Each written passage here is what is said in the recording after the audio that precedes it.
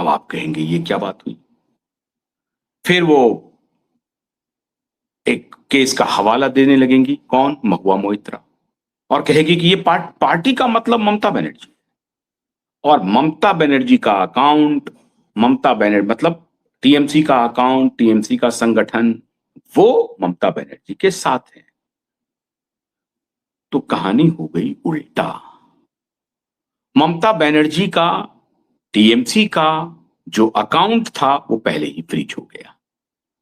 अब चूंकि विधानसभा में स्पीकर ने अलग फैक्शन को मान्यता दे दी है, अब इस अलग फैक्शन को मान्यता देने की वजह से हुआ ये कि ये क्लेमेंट हो गए। तो अब इस टीएमसी के चेयरमैन बन गए अरूप राय, उपाध्यक्ष बन गए जो सबसे करीबी ममता बनर्जी के थे फिरहाद हाकिम, और महासचिव तो 3-4 महासचिव बन गए हैं, उसमें ऋतुव्रत बंदोपाध्याय भी महासचिव है।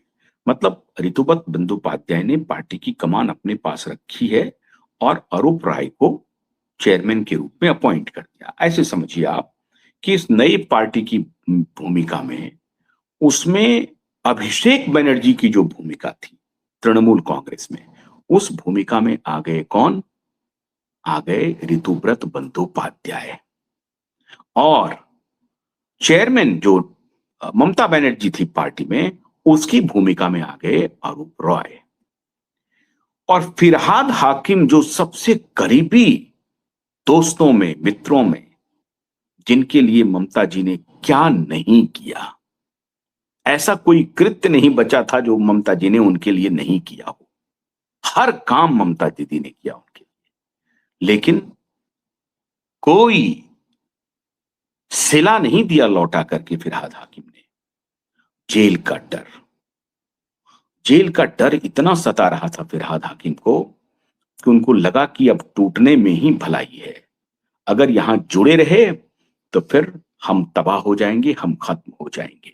और अंततः फिरहाद हाकिम ने रास्ता बदल लिया। अब उसी फिरहाद हाकिम को नए संगठन ने राष्ट्रीय उपाध्यक्ष बना दिया। चेयरमैन हो गए अरूप राय, फिरहाद हाकिम हो गए राष्ट्रीय उपाध्यक्ष। महासचिवों की लिस्ट में जो सबसे महत्वपूर्ण महासचिव समझिए वो हो गए ऋतुव्रत बंदोपाध्याय। ये तो हो गया ममता बनर्जी का ऑस्टिन का खेला। अब सबसे बड़ी बात मित्रों ये है कि एक तरफ तृणमूल कांग्रेस के विधायक जो बागी हुए हैं और जो नेता हैं जो टूट के उनमें जा रहे हैं, बहुत सारे वो भी उनके साथ खड़े हो गए हैं, और विधायक कह रहे हैं कि असली पार्टी, असली तृणमूल कांग्रेस तो हम हैं।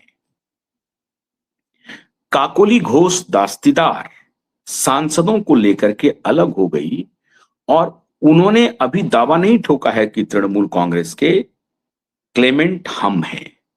उन्होंने क्या किया, 19-20 सांसदों के साथ वो नेशनलिस्ट सिटीजन पार्टी जो है उसमें मर्ज कर लिया। ये आपको मालूम है, बताने की जरूरत नहीं है।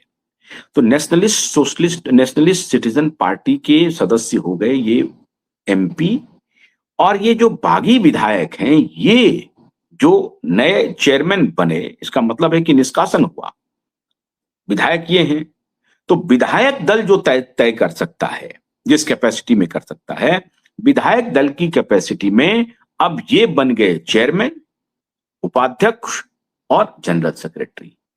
मतलब ये हुआ कि ऋतुव्रत बंदोपाध्याय और काकोली घोष दास्तीदार, क्या ये दोनों ज्वाइंट ऑपरेशन चला रहे हैं या दोनों अलग अलग ऑपरेशन कर रहे हैं? क्योंकि ये विधायक नेशनलिस्ट सिटीजन पार्टी में शामिल नहीं हुए हैं, ये विधायक अलग हैं। और ये संख्या बल के हिसाब से, अगर विधायक दल की संख्या बल पर आप चलेंगे तो मूल पार्टी यही हो गई, एकनाथ शिंदे के पैटर्न पे। विधायक लेकर के जब एकनाथ शिंदे अलग हुए तो कोर्ट गया मामला, कोर्ट ने उसको ट्रांसफर कर दिया इलेक्शन कमीशन को, और इलेक्शन कमीशन ने कहा कि भाई आप विधायक दल में आपकी संख्या अधिक है, तो उनको उनका सिंबल भी अलॉट कर दिया। तो मूल शिवसेना एकनाथ शिंदे की शिवसेना हो गई। ठीक उसी पैटर्न पे ऋतुव्रत बंदोपाध्याय ये कोशिश कर रहे हैं कि मूल टीएमसी अब हमारी हो जाए, और धीरे धीरे ये खेल खेल रहे हैं।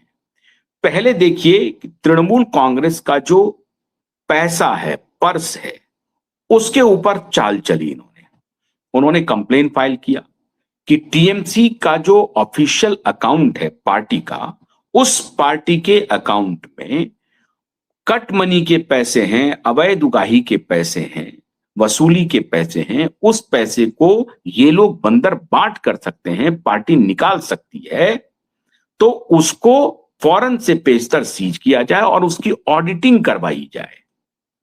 अब उसको वो जोड़ रहे हैं, किससे? आईपैक से जोड़ेंगे। आईपैक और तृणमूल कांग्रेस के अकाउंट में क्या रिश्ता है?